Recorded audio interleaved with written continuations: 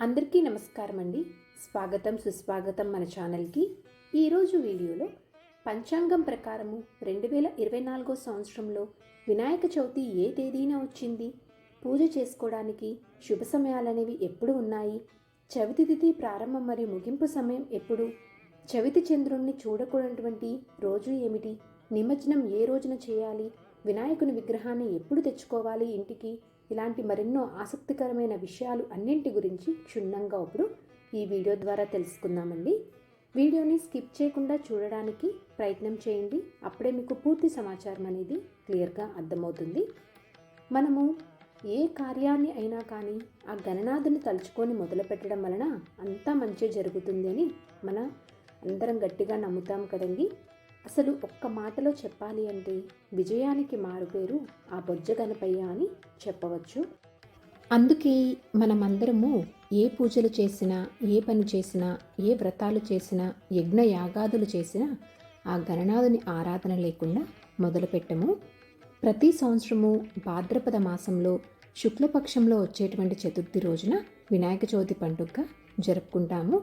ఈ సందర్భంగా మనకి ఈ 2024 సంవత్సరంలో వినాయక చవితి ఎప్పుడు వచ్చింది అంటే స్వస్తి స్త్రీ చాంద్రమాన శ్రీ క్రోధినామ సంవత్సరం దక్షిణాయనం వర్ష ఋతువు భాద్రపద మాసం శుక్లపక్షం చవితి తిథి ప్రారంభం మరియు ముగింపు సమయం చూసుకున్నట్లయితే సెప్టెంబర్ 6, 2024 శుక్రవారం రోజు ఉదయం 11:43 నుంచి ప్రారంభమయ్యి సెప్టెంబర్ 7, 2024 శనివారం రోజు మధ్యాహ్నము 1:41 వరకు చవితి తిథి ఉంటుందండి.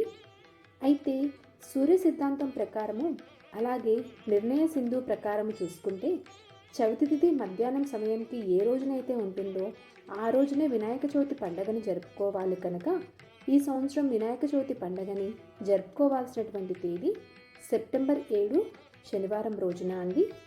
విగ్రహాన్ని తెచ్చుకోవడానికి మంచి సమయం వచ్చేసి మీ వీలు ప్రకారము పండగ ముందు రోజు కానీ లేదా పండగ రోజు ఉదయం వేళ కానీ మీరు తెచ్చుకోవచ్చండి. ఒకవేళ మీరు శుక్రవారం తెచ్చుకునేటట్లయితే సాయంత్రం 5 గంటల తర్వాత తెచ్చుకోవాలి. అదే శనివారం రోజు అంటే పండగ రోజు తెచ్చుకునేటట్లయితే ఉదయం 7:30 నుంచి ఉదయం 8:25 లోపు తెచ్చుకోవాలి. వినాయక చవితి పూజకి శుభ సమయాలు ఎప్పుడు ఉన్నాయో ఇప్పుడు తెలుసుకుందాము. ఉదయము 10:35 నుంచి మధ్యాహ్నము 1:15 లోపు మంచి సమయం అనేది ఉందండి. ఈ సమయంలోపు మీరు కలశ స్థాపన చేసుకొని పూజని ప్రారంభించాలి. సాయంత్రం పునః పూజా సమయం చూసుకున్నట్లయితే సాయంత్రం 6:15 నుంచి రాత్రి 7 గంటల లోపు మీరు పునః పూజ అనేది చేసుకోవచ్చు. చవితి చంద్రుణ్ణి చూడకూడనటువంటి రోజు వచ్చేసి 6వ తేదీ శుక్రవారం రోజున అండి.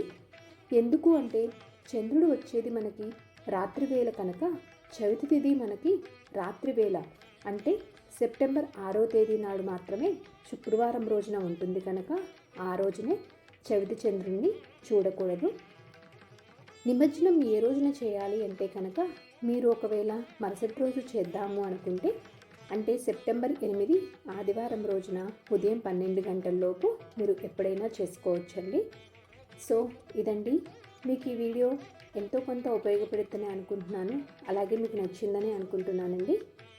ఈ వీడియో మీకు నచ్చినట్లయితే ఒక లైక్ అనేది ఇచ్చి మీ సపోర్ట్ అందిస్తారని ఆశిస్తున్నాను. ఇంకొక మంచి కంటెంట్ తోటి ఇంకొక యూస్ఫుల్ వీడియోతోటి మిమ్మల్ని మళ్ళీ కలుస్తాను. అంతవరకు సెలవు. మరి సర్వే జన సుఖినో భవంతు. స్వస్తి.